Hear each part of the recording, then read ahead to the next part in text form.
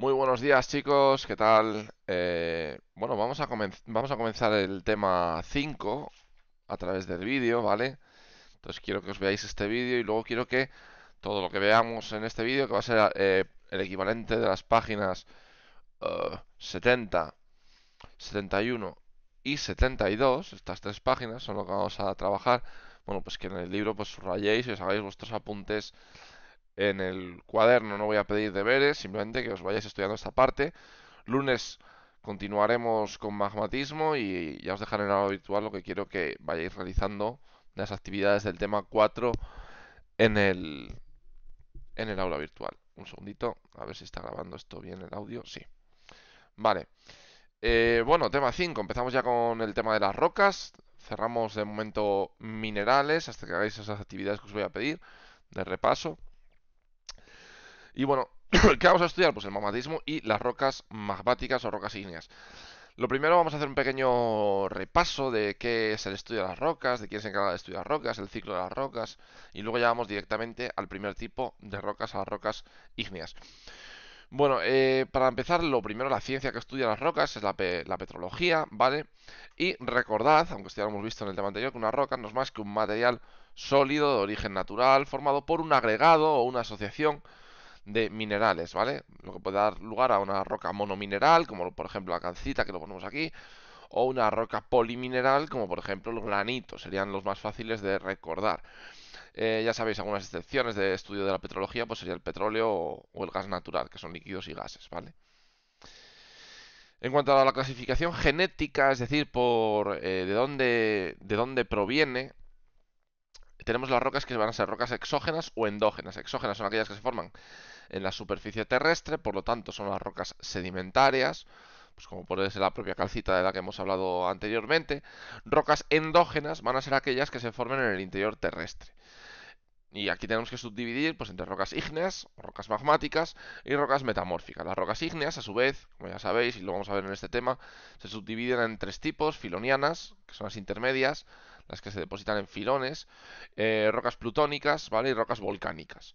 Son aquellas que proceden, lógicamente, del enfriamiento y solidificación del magma y en los que la diferencia entre estos tres tipos de los que hemos hablado vendrá sobre todo de la velocidad de enfriamiento y las posibilidades que da esto para la cristalización, ¿vale? Y luego tenemos las rocas metamórficas, que son aquellas en las que las altas presiones y altas temperaturas pues provocaban reordenamientos a nivel mineralógico, ¿vale? Y que daban lugar a nuevas rocas. Bueno, básicamente nosotros lo que nos interesan para el tema 5 son las rocas ígneas. Fijaros, en cuanto a abundancia, en el porcentaje de rocas que nos podemos encontrar en la superficie terrestre, en la corteza terrestre, la gran mayoría, aunque lo lógico sería pensar, no sé si os hubiese preguntado antes de poner la imagen, pues seguro que habíais pensado que lo más abundante serían las rocas sedimentarias, casi seguro. Y fijaros, es precisamente lo que menos hay, roca sedimentaria. Pero luego solo hay que pensar un poco. Chicos, cuando hablamos de la corteza terrestre y de la principal diferencia entre la corteza oceánica y la corteza continental, habíamos dicho que la corteza oceánica estaba formada por la familia, ahora ya especificaremos un poco más durante este tema, de los basaltos, ¿no? Y en el caso de la corteza terrestre hablábamos del granito, ¿verdad? Pues fijaros, tanto el basalto como el granito son rocas de tipo ígneo, de tipo magmático, ¿no? Entonces, fijaros, si ya estoy diciendo que el componente fundamental de la corteza terrestre y de la corteza oceánica es magmático, pues evidentemente es lo más importante. Luego las rocas metamórficas, que son también un porcentaje muy muy importante, y dónde van a aparecer también en grandísima cantidad, pues ya sabéis, en las zonas de choque de cortezas, por las altas presiones que se formaban, especialmente corteza continental-continental. Y la sedimentaria diréis, ¿y por qué es tan poca la sedimentaria si es lo que está en la corteza terrestre? Pues es tan poco porque al final es la superficie de la corteza terrestre, porque en el momento que una roca sedimentaria se empieza a hundir un poquito, la presión y la temperatura sube. Ya empezamos a hablar de metamorfismos de grado bajo, pizarras, por ejemplo. En el momento que sigue hundiéndose se funde y ya forman magmáticas. Entonces, claro, es muy superficial. Ya, yo entiendo que ahora la corteza dices, no, pero es que la corteza también es algo muy fino, ya, pero la zona de formación de las sedimentarias aún más, es una capa aún más fina dentro de esa corteza, ¿vale? Entonces por eso es tan poquito porcentaje, ¿vale? La relación entre los tres tipos de rocas es, como ya sabéis, del curso pasado los que tuvisteis biología y geología, es el ciclo de las rocas, ¿no? El ciclo de las rocas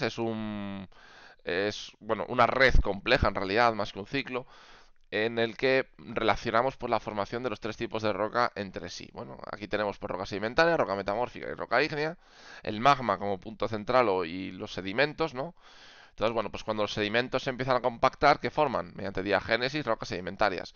Esas rocas sedimentarias, por ejemplo, si se van hundiendo en la... se van depositando estratos, va aumentando la presión, va aumentando la temperatura, pues aparecen rocas metamórficas, ¿vale? Esas rocas metamórficas, claro, si se siguen hundiendo, pues se pueden fundir y dar lugar a magma. El magma puede volver a fundirse y dar otro magma, o sea, bueno, puede solidificarse y fundirse y dar otra vez otro magma. Puede solidificarse y quedarse en superficie. La pedriza, por ejemplo, con los granitos, ¿no? Entonces, realmente todo puede dar lugar a todo. Eso es lo que tenéis que tener muy claro. Cualquier tipo de roca se puede transformar en cualquier otro tipo de roca y os lo voy a demostrar. Entonces, desde la ígnea podemos llegar a metamórfica, lógicamente. Yo tengo una roca ígnea y esa roca ígnea sufre cambios de presión y de temperatura, da lugar a una roca metamórfica. Un granito que se transforma en un gneiss, por ejemplo, ¿no? Si yo tengo esta roca ígnea y está en la pedriza, por ejemplo, y se empieza a erosionar, forma sedimentos. Cuando esos sedimentos se compacten, roca sedimentaria. Si esos sedimentos antes de compactarse se funden, da un magma, que cuando se enfríe dará lugar a otra o a la misma roca ígnea. ¿Entendéis? Entonces todo ello pues puede tener relación entre sí. Visto en un esquema, a ver si empieza. Bueno, pues fijaros, aparece una bolsa de magma, se pueden formar rocas plutónicas, ¿no? Rocas filonianas, rocas volcánicas. Plutónicas las de dentro, filonianas las que se forman en zonas intermedias y las rocas volcánicas las de arriba. Entonces, luego estos sedimentos que habían caído a través de los por de sedimentación se van formando en estratos. A ver si vuelvo a empezar. ¿Vale? Plutónicas, filonianas, volcánicas, ¿no? Esto se empieza a erosionar, como decíamos, pum, pum, pum, erosión, transporte, bueno, meteorización, erosión, transporte y sedimentación, ¿no? Se empiezan a formar los estratos, pero claro, estos que están hundidos, pues ganan temperatura, ganan presión, aparecen metamorfismos de contacto regionales, esto ya veremos los tipos, no os precipitéis, chicos, en el tema de metamorfismo. Bueno, ¿y qué es el magma? Que hemos visto que era como un poco el punto central de las rocas magmáticas, lógicamente, pero también del ciclo de las rocas. Pues el magma es roca fundida, básicamente, ¿vale? En el que la composición fundamental es una composición silicatada, es decir, el sílice. Y es que esto es lógico. Si la corteza, si el 75% de la corteza era silicio y oxígeno, pues la composición fundamental de lo que se funda de esa corteza es sílice, ¿vale? Y en función de la composición de sílice que tengamos, vamos a tener los diferentes tipos de magmas de los que vamos a hablar después. Este magma va a estar siempre entre 800 y 1500 grados, ¿vale? Normalmente nosotros vamos a dar unos rangos diferentes, pero bueno, para que sepáis un poco en qué rango nos movemos. Porque luego vamos a hablar entre 900 y 1200 tal tipo de magma, más de 1200 tal tipo de magma. Pero bueno, que sepáis, ¿no? Entre 800 y 1500, pues yo voy a tener un fundido, ¿no? Está compuesto por tres fases diferentes, líquida, sólida y gaseosa. La líquida, que es la mayoritaria y es la roca fundida en sí, y más el agua. La sólida, que son los cristales que estén en suspensión y algunos fragmentos de roca, cristales pues que o bien se hayan ido solidificando o bien no hayan llegado a fundirse del todo, fragmentos que lo mismo, que no se ha llegado a fundir. Por ejemplo, un magma entra en contacto con una roca, asimila parte de esa roca, ¿vale? Pero no la llega a fundir completamente. Entonces esos fragmentitos de roca quedan dentro del magma. Y luego la parte gaseosa, que es muy importante para los tipos de erupciones, pues va a ser una parte disuelta que dentro del líquido cuando está bajo presión, porque esto es como la Coca-Cola, en el momento que yo libere la presión, no sé, o sea, en el momento que yo quito la chapa de una Coca-Cola, ¿qué ocurre con el gas? El gas sale, ¿verdad? Pues esto es lo mismo. Cuando estamos bajo presión, el gas permanece disuelto dentro de la Coca-Cola y nosotros viendo la Coca-Cola no vemos el gas, porque está disuelto. ¿Cuándo lo hacemos visible?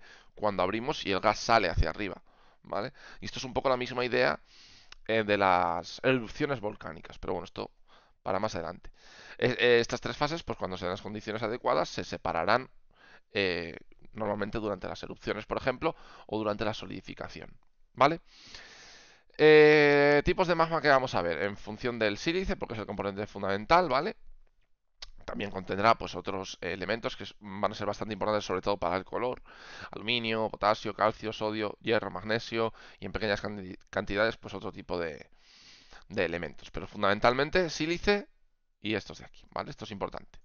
Lo vais a ver ahora en la composición mineralógica de algunos minerales típicos de las rocas magmáticas. Y luego, bueno, pues gases como el agua, evidentemente, el CO2 y el óxido de azufre, ¿vale? Y el SO2. Cuanto a la clasificación del magma, lo vamos a hacer, como ya os he dicho, según la cantidad de sílice que tengamos, y esto va a llevar a unas propiedades físicas particulares, como es la viscosidad de ese magma, la densidad de ese magma y la presión, ¿vale? Entonces, ¿qué magmas tenemos? Pues estos de aquí. A ver, chicos, no los voy a dar en este orden. Están puestos en este orden porque es el orden que viene en el libro. Yo prefiero daroslos del más ácido, ¿vale? Al más básico. Es decir, ácido intermedio, básico, ultra básico, ¿vale? Y os voy a explicar de paso un concepto.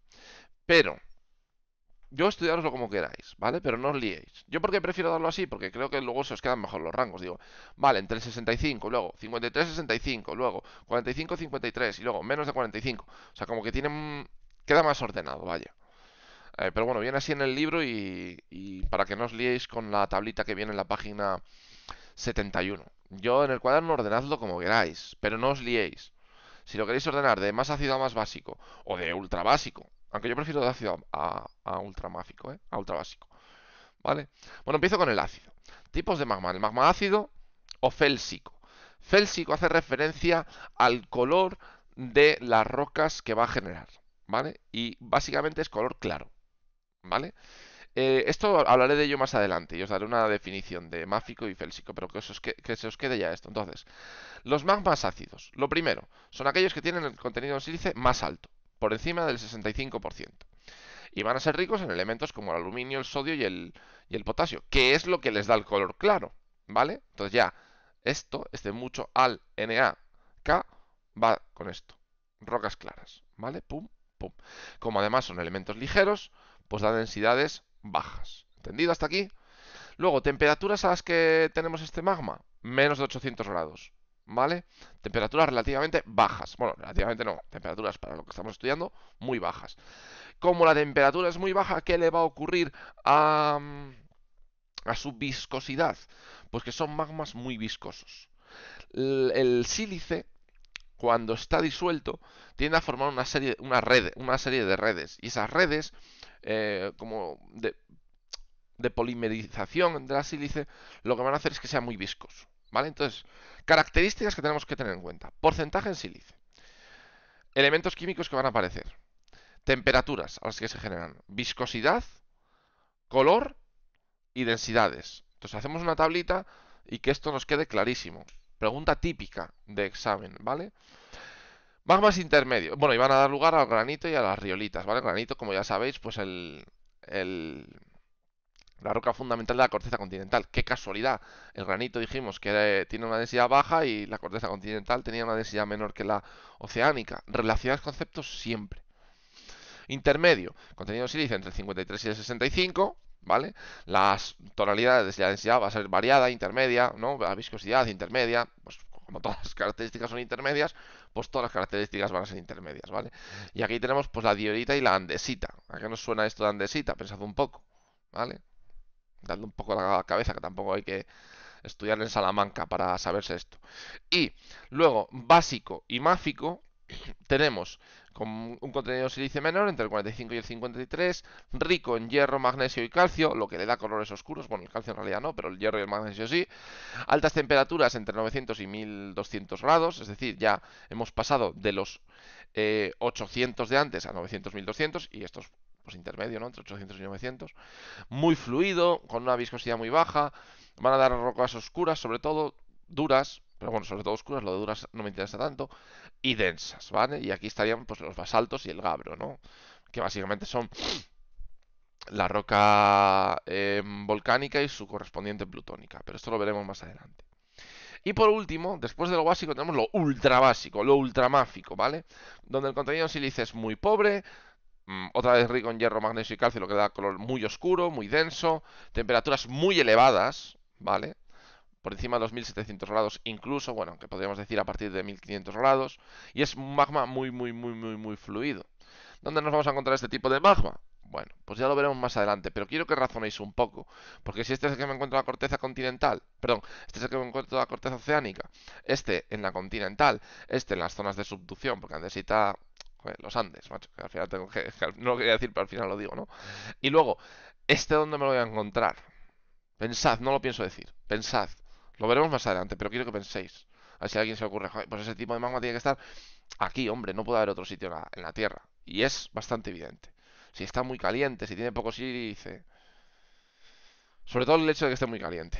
Pensad en eso, ¿vale? Eh, el origen del magma, para que se forme magma, no hace falta únicamente decir, ala, venga, mucha temperatura, ¿vale? Porque no es un factor suficiente. De hecho, si esto fuese así, si la temperatura fuera el único factor, realmente, chicos, a partir de la corteza hacia abajo, todo sería magma. Porque todo está por encima de los 800 grados, y de los 1000 grados, y de los 2000 grados, ¿no? Y sabéis que no, porque yo ya os he dicho que la única capa fluida que hemos visto es el núcleo. Y no porque sea magma, sino porque es hierro y níquel fundido. ¿Sí o no? Entonces, el manto no es magma. El manto es un sólido que fluye, pero un sólido. Entonces, no es un factor suficiente. ¿Qué va a hacer que el manto no esté fluido, no esté líquido, perdón? Que no sea un magma, la presión. Porque evidentemente, sí, a medida que bajamos en profundidad aumenta la temperatura, pero también aumenta la presión y mucho.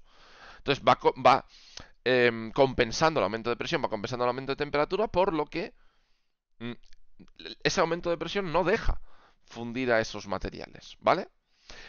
¿Qué más es importante? Pues la composición, como ya hemos visto anteriormente. Aquellas que son ricas en silicio requieren menos temperatura para fundirse. Los granitos, ¿no? 800 grados está fundido, ¿vale? A 800, 900 grados. Y bueno, luego la presencia de agua, una roca cuando está muy hidratada, pues lógicamente disminuye la temperatura de fusión de una roca. Esto ya lo vimos cuando hablamos de las zonas de subducción, ¿no? Que decíamos que fundía rápidamente, ¿no? Por este factor. Bueno, ¿dónde se va a formar el magma fundamentalmente? Pues entre los 30 y los 200 kilómetros de profundidad, chicos. ¿Vale? Porque por debajo las presiones son demasiado altas, por encima la temperatura es demasiado baja. Entonces el punto donde temperatura-presión es la idónea para que se formen cámaras magmáticas, pues es entre los 300 y los 200 kilómetros de profundidad. Si os dais cuenta, entre la corteza y el manto superior, ¿vale? Aquí lo tendríamos, entre la corteza y el manto superior, pues por esta zona de aquí es donde se van a formar las cámaras magmáticas. Evidentemente más profundo en la corteza continental, menos profundo en la corteza oceánica, pues por el hecho de ser más delgada la propia corteza. Esto ya lo sabéis de temas anteriores, chicos. En cuanto a la solidificación y la evolución de los magmas, ¿vale? Se tienen que dar pues una serie de condiciones adecuadas, ¿no? De presión y temperatura. Evidentemente, conforme la temperatura vaya bajando, se va a producir la cristalización del magma. Ese magma, cuando cristaliza, va a formar los minerales fundamentales de las rocas ígneas. ¿Y cuáles son los minerales fundamentales de las rocas ígneas? Hombre, pues si yo tenía mucha sílice, SiO2, cuando eso cristalice va a dar lugar a silicatos. ¿Vale? Silicatos como pueden ser el olivino, la hojita, la hornblenda, la moscovita y biotita, es decir, las dos tipos de micas, la anortita, la albiita, la ortosa, el cuarzo. Aquí podríamos decir básicamente que tenemos, fijaros, esto es muy importante, en la zona en la página 72, os dice grupos de los nesosilicatos, inosilicatos, ya lo habéis visto en el tema anterior, pero subgrupo, pues anfíboles, micas, plagioclasas, feldespatos y cuarzos, ¿vale? Básicamente esos serían los más importantes. Todo eso y olivino, ¿vale? Básicamente. Pero bueno, esta sería una lista de minerales muy completa de los que nos podemos encontrar, de los silicatos que nos podemos encontrar en las rocas ígneas, chicos.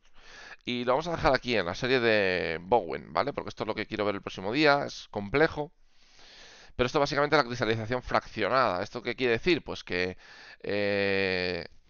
bueno, es que no quiero empezarlo. Pero bueno, básicamente que no es una solidificación homogénea, ¿no? Esto conforme va cristalizando, empieza cristalizando primero unos minerales, porque tiene un punto de fusión diferente, unas densidades diferentes, y luego continúan otros. Entonces, eso es lo que vamos a ver pues en la serie de Bowen. Básicamente, pues por ejemplo, alta temperatura. Cuando va bajando la temperatura, ¿quién es el primero en cristalizar? El olivino, luego el piroxeno, ¿vale? Pero lo vemos el próximo día. Haced un esquema resumen de esto que hemos visto a través del vídeo, ¿vale, chicos? Y el PowerPoint os lo subiré durante la próxima semana, ¿vale? Cuando lo tenga ya finiquitado bien. Adiós, chicos.